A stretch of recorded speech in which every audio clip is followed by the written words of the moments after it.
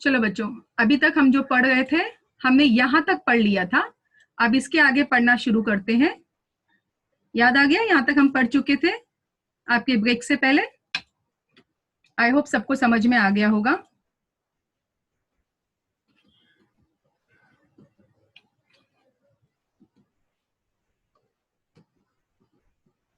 ये देखिए आ रहा आपके सामने चित्र। ये अपना हो चुका था, यहीं तक हमने एंड किया था। अब आगे का पढ़ते हैं।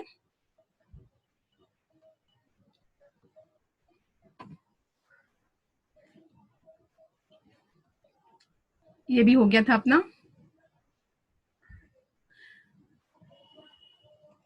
देखिए पैराग्राफ आपके सामने आ गया है। घूम फिर कर शाम को हम कलिंगवुड बीच पहुंचे। तो बेटा और एक बीच का नाम आया, प्लीज लिख लीजिए। कलिंगवुड बीच, तीसरा बीच है ये। यह काफी रेतीला तथा गोवा का सबसे लंबा बीच है। याद रखना, आपको पूछा जाता है कि गोवा का सबसे लंबा बीच कौन सा है। तो बेटा आपको क्या आंसर लिखना है? सबसे लंबा क्या है आपका? ये कलिंगवुड बीच है, जो 3 से 4 किलोमीटर तक लंबा है। माना जाता है इसकी लंबाई 3 से 4 किलोमीटर तक है, इतना लंबा है ये। यहाँ पर्यटक बड़ी संख्या में आते हैं। पर्यटक मतलब लोग। कई यही कारण है कि यह स्थानीय लोगों के व्यवसाय का भी केंद्र है। तो लोग ज्यादा आते हैं, इसलिए वहां पे लोकल लोगों का बिजनेस ज्यादा चलता है। यहाँ कई प्रकार के वाटर स्पोर्ट्स भी होते हैं। अब कैसा स्पोर्ट्स है बताती हूँ, जिनमें कुछ हैरत अंगेज है। हैरत अंगेज का क्या मतलब हुआ बेटा? तो लिख दो आश्चर्यजनक। मतलब कुछ ऐसे वाटर को लेकर कुछ स्पोर्ट्स होते हैं जो बहुत ही चौंकाने वाले होते हैं, जिन्हें देखने में ही आनंद आता है। आप चित्र देख रहे होंगे। आप भी अपनी रुचि के अनुसार हाथ आजमा सकते हैं। तो लेखक का मानना है कि जिसमें आपकी रुचि है वो हिसाब से आप भी वाटर स्पोर्ट्स कर सकते हैं। तो अगर बेटा आपने इन चित्रों को ध्यान से देखा होगा तो पहला चित्र, दूसरा चित्र और ये तीसरा चित्र, तीनों ही चित्र में वाटर से रिलेटेड एक्टिविटी चल रही है। अगर आप चाहो तो हमारे पहले पिक्चर की तरह नाव में बैठ के सवारी करो, या दूसरे पिक्चर की तरह भी आप अपना मनोरंजन कर सकते हो, या तीसरे पिक्चर की तरह भी आप लोग पैराग्लाइडिंग कर सकते हो।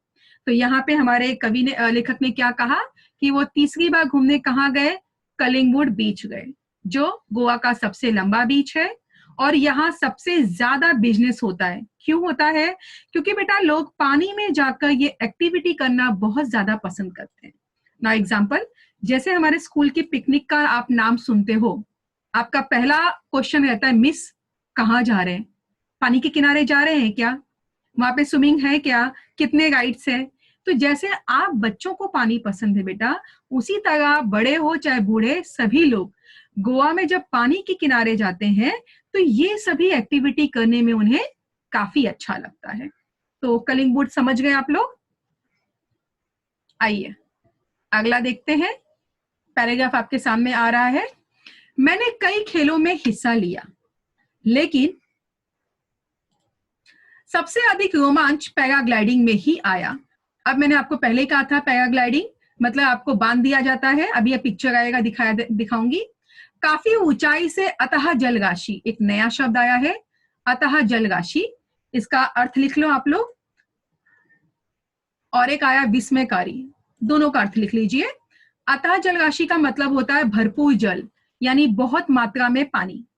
और विस्मयकारी का मतलब होता है आश्चर्यजनक। उतना ही भयावर भी है। भयावर का मतलब हम समझ गए थे, पहले आया था, जिसका मतलब था डरावना। तो लेखक का मानना है कि कलिंगवुड बीच में सबसे ज्यादा अगर लोग कुछ करना पसंद करते हैं तो वो है पैराग्लाइडिंग। और कैसा पैराग्लाइडिंग?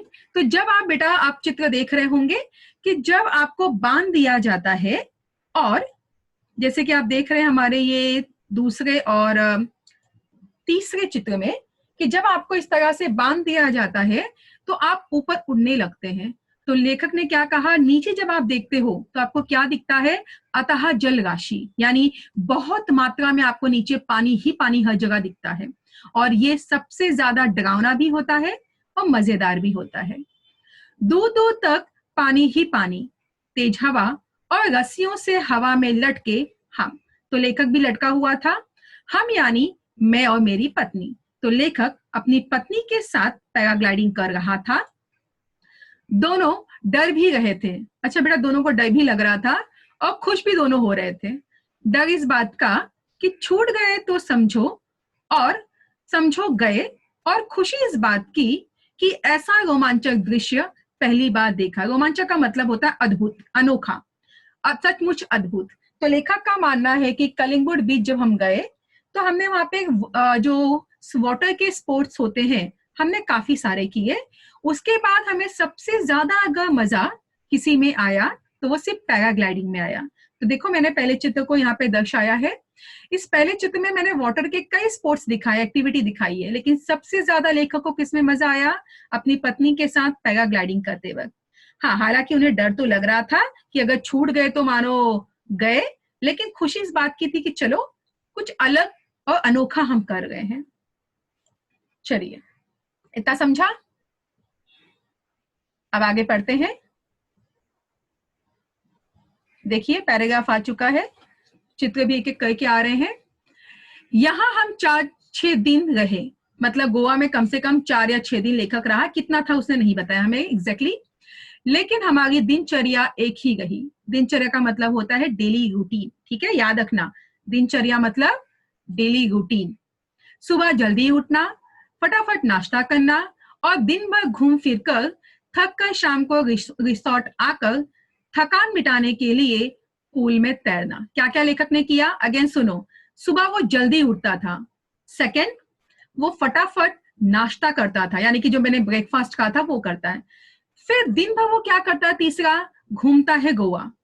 चौथा क्या करता है? जब वो थक कर आता है अपने रिसोर्ट में, एक पूल है वहां पे, मैंने आपको स्टार्टिंग में होटल में एक पूल दिखाया था और कहा था कि याद रखना ये पूल का बारे में आगे बताया जाएगा। तो लेखक उसी पूल में जब शाम को आता था थक कर तो थोड़ा तैरना पसंद करता था। कहते हैं तैरने से थोड़ा रिलैक्स मिल जाता है, यानी कि आराम मिलता है। एक दिन कोलवा बीच पर हमने बोटिंग का भी आनंद लिया। तो माना जाता है कि लेखक ने एक दिन कोलवा बीच पर अपना बोटिंग भी किया, मतलब पैराग्लाइडिंग भी किया, बोटिंग भी किया। यहाँ हमने डॉल्फिन मछलियां देखी। तो डॉल्फिन मछलियां बेटा आपको पता ही है, जैसे कि आप चित्र में देख रहे हो, मैंने यहाँ पे हाईलाइट किया है। यह है आपकी डॉल्फिन मछलियां। लेखक ने कोलवा बीच पे देखा था। याद रखना, पूछा जाता है डॉल्फिन मछलियां लेखक ने किस बीच पे देखा? तो आंसर लिखना कोलवा बीच। हालांकि ये छोटी थी पर बच्चों ने अच्छा आनंद लिया। कहा जाता है कि छोटी ही मछलियां थी लेकिन बच्चों को अच्छा लगा। तो हमने यहाँ ये जाना कि कोलवा बीच पर लेखक ने क्या क्या किया और कैसा उसका डेली रूटीन था। चलिए अब आगे पढ़ेंगे। पैराग्राफ आप आपके सामने आने शुरू हो गए हैं और एक एक करके चित्र भी आ रहे हैं। अब हम शुरू करते हैं। तो लेखक का मानना है अगला, इस दौरान हमने यहाँ नवरात्रि, तो लेखक ने यहाँ पे नवरात्रि तथा दशहरा पर्व, यानी कि लेखक ने वहां पे नवरात्रि और दशहरा पर्व यानी कि दशहरे का त्योहार बनाने का भी सौभाग्य प्राप्त हुआ। ठीक है, अब देखो क्या होता है दशहरा और नवरात्रि के दिन। उत्तर भारत में जिस तरह हर घर तथा गली मोहल्ले में माँ दुर्गा की, ठीक है, तो कहा जाता है नवरात्रि में हम माँ दुर्गा की स्थापना करते हैं, घट स्थापना, यानी कि उनको बिठाते हैं, तथा लड़कियों द्वारा गरबा का पर्व भी मनाया जाता है। तो माना जाता है बेटा कि गरबा भी हुआ था और लड़कियों द्वारा, और यहाँ पे माँ दुर्गा का जो है वो घट स्थापना भी की गई थी। तो आप चित्र में देख सकते हो, रावण का पुतला कभी भी जलाया नहीं जाता।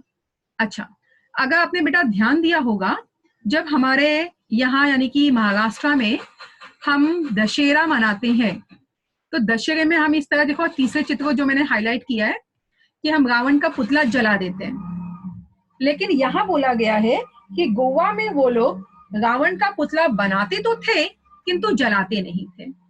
और दूसरा खास क्या है, नवरात्रि में हम ज्यादातर डांडिया खेलते हैं, गरबा भी खेलते हैं लेकिन इतना नहीं जितना लोग डांडिया पसंद करते हैं। लेकिन वहां पे लोग डांडिया ना खेलकर, जैसे आप सेकंड चित्र में देख रहे हैं, गरबा खेलते हैं। अब आप बोलोगे मिस डांडिया और गरबा में क्या अंतर है? तो बेटा डांडिया में हम लकड़ी लेके खेलते हैं और गरबा बिना डंडी के केवल हाथों से खेला जाता है। तो इस तरह लेखक ने वहां पर नवरात्रि में माँ की मूर्तियां देखी, वहां पे लोगों का, लड़कियों का गरबा देखा, प्लस ये भी देखा कि वहां रावण की जो क्या कहते हैं मूर्तियां बनाई तो गई थी, लेकिन उसे जलाया नहीं जाता था। चलिए, समझ में आ गया।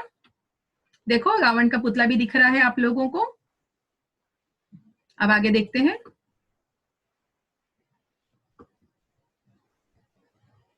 ये देखिए, पैराग्राफ आ गए हैं और चित्र भी आपके आ चुके हैं। सुबह सुबह से लोग अपने वाहनों की सफाई कर उनकी पूजा करते हैं। अब देखो, वो लोग नवरात्रि दशहरे में क्या करते हैं। तो दशहरे में बोला गया है कि सबसे पहले लोग सुबह सुबह उठ जाते हैं और उठ के क्या करते हैं, तो अपने वाहनों की पूजा करते हैं। जैसे आप ये पहले चित्र में देख रहे हो कि लोग क्या कर रहे हैं, उसकी सफाई करते हैं। पहले अपने वाहन मतलब गाड़ी, अपने गाड़ी को पहले धोते हैं, फिर उसकी पूजा करते हैं। चाहे वो 4 व्हीलर हो, 2 व्हीलर हो या ये साइकिल हो तो भी चलेगा। और शाम को भगवान की एक पालकी मंदिर लेकर जाते हैं।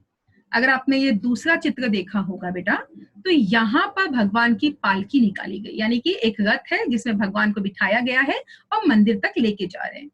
इसके बाद एक पेड़ विशेष की पत्तियां तोड़कर लोग एक दूसरे को बधाई देते हैं। सबकी अपनी अपनी सांस्कृतिक परंपरा है। तो लेखक का मानना है कि वहां पे लोग उठ के दशहरे के दिन जैसे गाड़ियों को धोते हैं, उनकी पूजा करते हैं, शाम को भगवान की मूर्ति को रथ पे बिठाकर उसकी पालकी निकालते हैं। पालकी मतलब पूरी जनता को दिखाते हैं भगवान की मूर्तियां वो सब, और फिर उसे मंदिर में स्थापना करते हैं। फिर यहाँ बताया है कि साथ ही एक खास पेड़ है वहां पर, उसकी पत्तियां तोड़कर एक दूसरे को देते हैं और दशहरे की शुभकामनाएं देते हैं। जैसे कि बेटा आपके यहाँ भी होता है, हम भी दशहरे के दिन एक पत्ता देते हैं। एक मराठी में डायलॉग है, सोन्या घ्या आणि सोन्यासारखा बोला, यानी कि वो पत्ते को हम सोना समझते हैं और कहते हैं कि ये पत्ता जो सोने के समान से लीजिए और अपना पूरा साल इसी तरह सोने की तरह निखारिए, सबसे अच्छा अच्छा मीठा मीठा बोलिए। आइए अब आगे देखते हैं। अब आपके सामने पैराग्राफ आ चुके हैं बेटा और चित्र भी। इतने कम दिनों में मैं गोवा को पूरा देख समझ तो नहीं पाया, पर इतना जरूर समझ में आया कि पश्चिमी फैशन और सभ्यता में रचा बसा होने के कारण, पश्चिमी फैशन मतलब वेस्टर्न कल्चर और सभ्यता में रचा बसा होने के कारण के बावजूद भी भारतीय संस्कृति को पूरी तरह से आत्मसात किए हुए है। आत्मसात एक नया शब्द है बेटा, जल्दी से इसका लिख लीजिए इसे और इसका अर्थ लिखिए। आत्मसात मतलब अपनाना। तो कवि का मानना है अपने कि माना हमारा जो ये गोवा है, भले ही इसने वेस्टर्न कल्चर अपनाया हुआ है, यानी वहां पे कुछ लोग अपनी परंपरा के हिसाब से कपड़े पहनते हैं, कुछ लोग छोटे कपड़े पहनते हैं, पश्चिमी फैशन को फॉलो करते हैं, लेकिन स्टिल वहां के लोगों का जो दिल है वो कैसा है, पूरी तरह से भारतीय है। आगे देखिए, पर्यटक फैशन के रंग में कुछ देर के लिए भले ही स्वयं को रंग कर चले जाते हैं। तो कहा जाता है कि जो भी पर्यटक यानी यात्री आते हैं, भले कुछ ही समय के लिए वो खुद को वेस्टर्न कल्चर दिखाते हैं वहां पर जाकर, लेकिन फिर भी स्थानीय लोग अपनी सांस्कृतिक परंपरा की उंगली अब भी थामे हैं। देखो बेटा, पहले चित्र को जिसे मैंने हाईलाइट किया है कि वहां के जो लोकल लोग हैं वो आज भी इंडियंस का जो कल्चर है वो फॉलो करते हैं। देखो उनको कपड़ा देखेंगे आप तो ट्रेडिशनल कपड़े हैं। वहीं अगर आपने दूसरे चित्र को देखा होगा तो यहाँ पे वेस्टर्न कल्चर फॉलो करने वाले भी मैंने दिखाया है, यानी वहां पे वेस्टर्न कल्चर भी फॉलो होता है, इंडियन कल्चर भी फॉलो होता है। लेकिन अगर ओवरऑल एक रिजल्ट निकाला जाए तो कहा जाता है कि पूरी तरह से आज भी गोवा हमारे इंडियन कल्चर को फॉलो करता है, यानी कि भारतीय परंपरा को निभाता है। तो इस तरह से बेटा आज हमने इस पाठ में क्या सीखा, ये पाठ खत्म हो रहा है यहाँ पर। आज हमने इस पाठ में सीखा कि कैसे लेखक गोवा अपने परिवार के साथ घूमने गया, घूमने के बाद कहाँ कहाँ कौन कौन से बीच में गया, क्या क्या उस बीच में उन्होंने देखा, और अंत में लेखक ने कहा है कि उन्होंने वहां का नवरात्रि और दशहरा जैसे त्योहार भी मना लिए।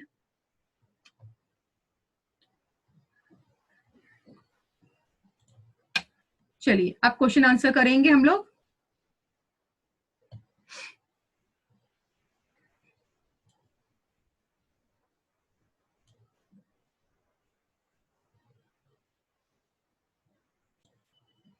देखिए आपके सामने हमारे क्वेश्चन आंसर आ गए हैं अभी।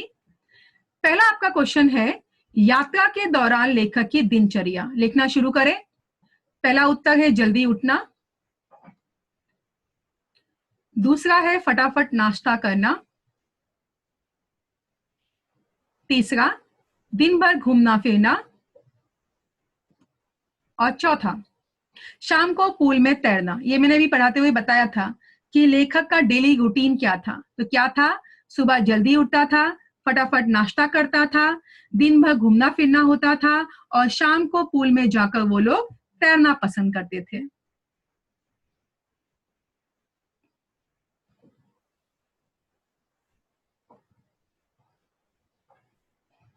जल्दी लिखिए सब लोग। मैं एक एक मिनट वेट करूंगी, उसके बाद ही चेंज करूंगी, टेंशन मत लीजिए।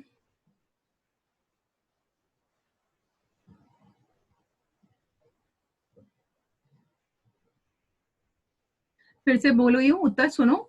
सुबह जल्दी उठना, फटाफट नाश्ता करना, दिन भर घूमना फिरना, शाम को पूल में तैरना। ये लेखक और उनके परिवार की दिनचर्या यानी कि डेली रूटीन थी। चलिए अब दूसरा देखेंगे। ये देखिए आपके क्वेश्चन आने शुरू हो गए हैं। क्वेश्चन है, गोवा की ओर आकर्षित करने वाले घटक। ऐसे क्या कारण थे कि लेखक गोवा जाना पसंद कर रहा था? अब आपके उत्तर है प्रकृति, वहां की आबो हवा, वहां की जीवन शैली, खूबसूरत सफेद रेतीले तट। ये बेटा मैंने पढ़ाते वक्त स्टार्टिंग में ही आपको बोला था, स्टार्टिंग के सेकंड पैराग्राफ में आया था कि क्यों लेखक गोवा जाना चाहता था। तो वहां का नेचर, वहां का आबो हवा मतलब मौसम, जीवन शैली मतलब जीने का तरीका, और वहां का खूबसूरत रेतीले तट, ये चारों ही चीजें लेखक को अट्रैक्ट कर रही थी। इसीलिए फैमिली के साथ वो गोवा चला गया था।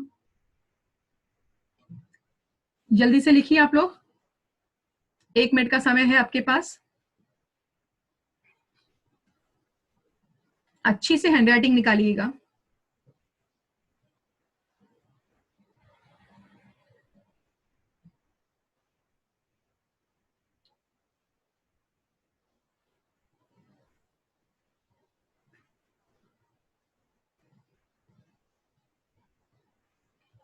चलिए अब अगला देखते हैं।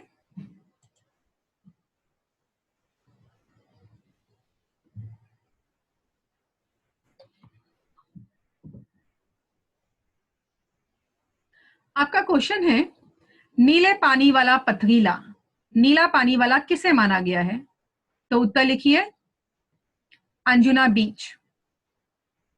दूसरा है रेतीला तथा उथला। कौन रेतीला उथला है? तो आपका जवाब है बेनालियम बीच। नेक्स्ट है सबसे लंबा। कहा जाता है सबसे लंबा कलिंगवुड बीच है, क्योंकि उसकी लंबाई 3 से 4 किलोमीटर की थी। अब लास्ट है मछुआरों की पहली पसंद। तो जैसे आतिफ ने मुझे आंसर दिया था, बेनालियम बीच। तो सभी समुद्री किनारों का अपना अपना उन्होंने खूबसूरती बताई है कि नीले पानी वाला अंजुना बीच है, रेतीला तथा कम पानी वाला बेनालियम बीच है, सबसे लंबा कलिंगवुड बीच है, और मछुआरे सबसे ज्यादा इसी बेलानियम बीच को पसंद करते हैं।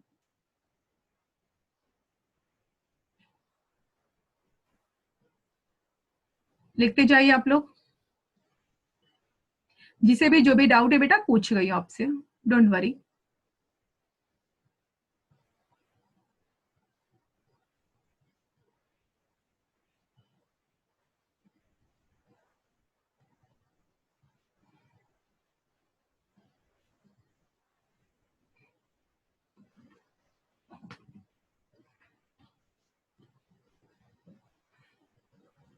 आई होप हो गया होगा। चलिए अब आगे पढ़ते हैं।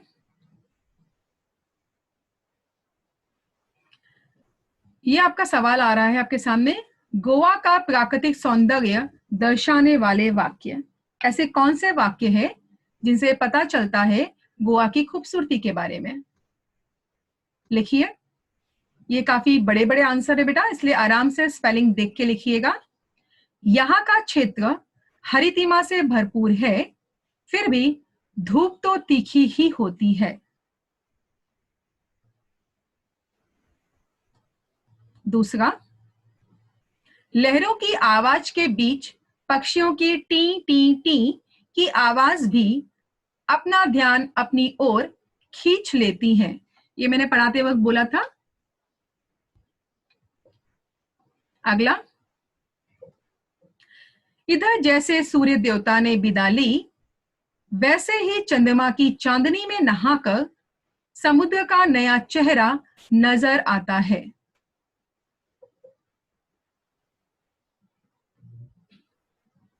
ये बेटा आपको एग्जाम में पूछा जाता है, हाँ, कि गोवा का प्राकृतिक सौंदर्य पर अपने वाक्य लिखो, कि जो 4 कोई भी है या 2 पूछा जाता है, क्योंकि आंसर बड़े हैं तो मोस्टली 2 ही पूछते हैं।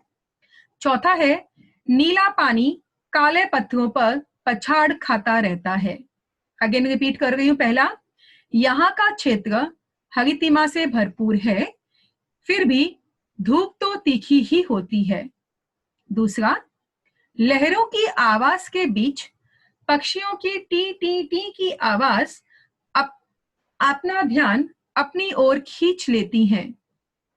इधर जैसे ही सूर्य देवता ने विदा ली, वैसे ही चंद्रमा की चांदनी में नहाकर समुद्र का नया चेहरा नजर आता है।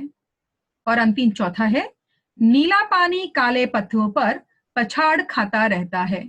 मैं वेट करूंगी, काफी लंबा है, आप आराम से कीजिए।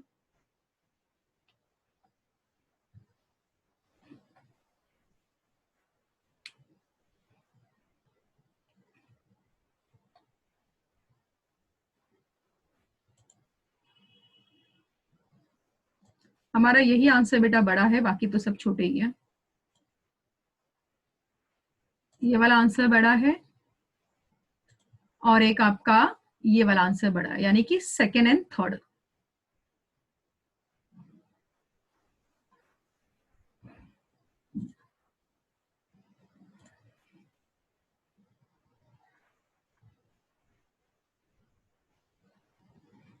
लास्ट 30 सेकेंड, फटाफट करो।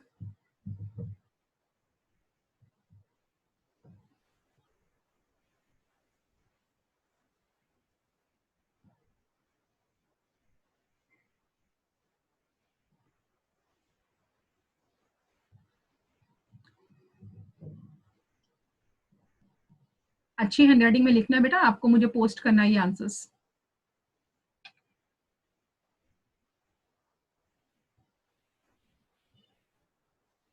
चलिए अब आगे शुरू करते हैं। सवाल आ चुका है। सवाल है, नवरात्रि तथा दशहरा पर्व में गोवा की अलग परंपराएं, कि लेखक ने क्या खास देखा नवरात्रि और गोवा में, सॉरी गोवा के नवरात्रि तथा दशहरा त्योहार में। पहला, माँ दुर्गा की घर स्थापना कर लड़कियों द्वारा गरबा किया जाता है। दूसरा, यहाँ रावण का पुतला कहीं नहीं जलाया जाता है। याद रखना, पूछा जाता है कि गोवा में क्या नहीं जलाया जाता है। जिसे भी डाउट है बेटा वेट 1 मिनट। नेक्स्ट, एक पेड़ विशेष की पत्तियां तोड़कर लोग एक दूसरे को देकर दशहरे की बधाई देते हैं। और अंतिम चौथा, सुबह वाहनों की पूजा और शाम को भगवान की पालकी निकालकर मंदिर ले जाते हैं।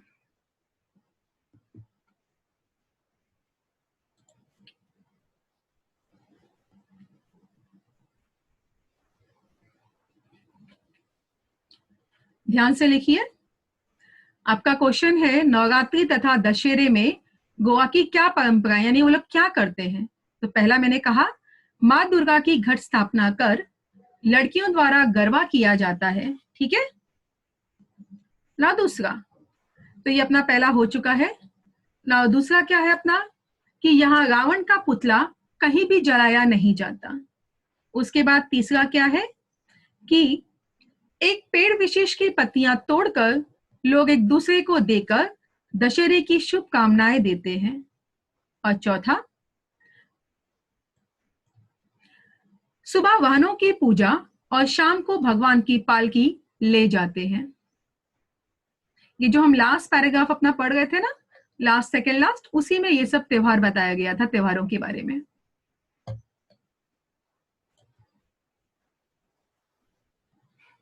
थर्टी सेकेंड है आपके पास, राइट फास्ट। स्पेलिंग परफेक्ट देखना, स्पेलिंग एक भी गलत होती तो हाफ मार्क्स कट जाता है।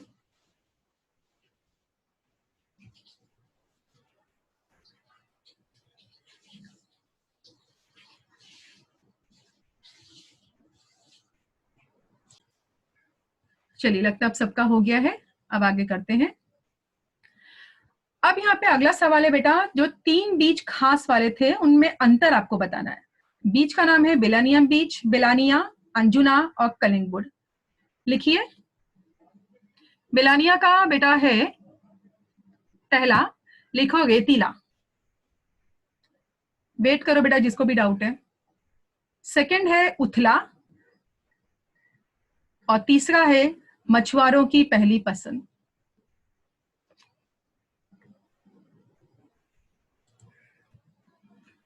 Now next, Anjuna. पहला इसका आंसर है नीले पानी वाला, दूसरा पथरीला, तीसरा बॉलीवुड की पहली पसंद। ये बेटा पढ़ाते वक्त भी मैंने अंतर बताए थे आपको। अब कलिंगवुड बीच है, ये भी हम पढ़ चुके हैं कि ये रेतीला है, सबसे लंबा भी लेखक ने इसे माना था, और लोगों के व्यवसाय का केंद्र है क्योंकि वहां पे वाटर स्पोर्ट्स होते हैं। तो तीनों बीच का अंतर क्या है, देखो। पहला रेतीला है, अंजुना बीच नीले पानी वाला है, और कलिंगवुड अगेन रेतीला है। बेलानियम उथला है, अंजुना बीच में पथरीला यानी पत्थर पाया जाता है, और कलिंगवुड सबसे लंबा है। अगर बिजनेस की बात करें तो बेनालिया में मछुआरे ज्यादा आते हैं, अंजुना में बॉलीवुड के लोग पसंद करते हैं आना, और कलिंगवुड में वाटर स्पोर्ट्स के लिए लोग आना पसंद करते हैं। ये लास्ट टाइम एक स्कूल ने क्वेश्चन पूछा था फर्स्ट सेमेस्टर एग्जाम में, तो इसीलिए बेटा आप लोग भी रेडी रहो। आपको भी शायद ऐसे ही 3 मैं दूं करने के लिए। 3 रहेगा, कोई भी बीच का नाम, हमने 4 बीच पढ़े, कोई भी 3 बीच का नाम रहेगा, और उनमें अंतर आपको दिखाना रहेगा।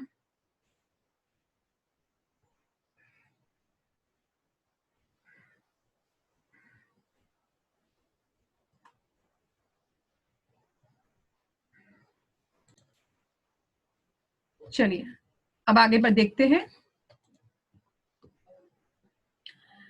यहाँ पे बेटा एक शब्द आया है दृश्य, जो बीच में लिखा है।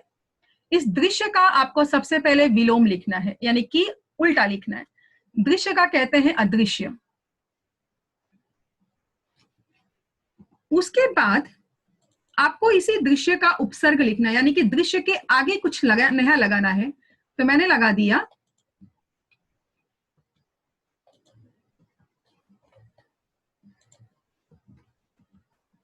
सदृश्य। अब इसी दृश्य का आपको पर्यायवाची यानी कि सिमिलर वर्ड बोलना है, तो मैंने लिख दिया नजारा। अब लास्ट, इसी दृश्य का आपको पीछे कुछ लगाना है और प्रत्यय बनना चाहिए, तो हमने लिखा दृश्यमान, यानी कि मान पीछे लगा दिया। तो अगेन देखो, दृश्य का अपोजिट होता है अदृश्य, जो आपका पहला आंसर था, अदृश्य। ठीक है। दूसरा, दृश्य का उपसर्ग क्या होता है, तो दृश्य के आगे मैंने लगा दिया स, तो हो गया सदृश्य। अब दृश्य का जो अपोजिट होता है वो क्या होता है, तो मैंने लिखा नजारा, और दृश्य के पीछे मैंने लगा दिया मान, तो बन गया प्रत्यय यानी कि दृश्यमान। राइट फास्ट, सिर्फ 2 ही मिनट बचा है।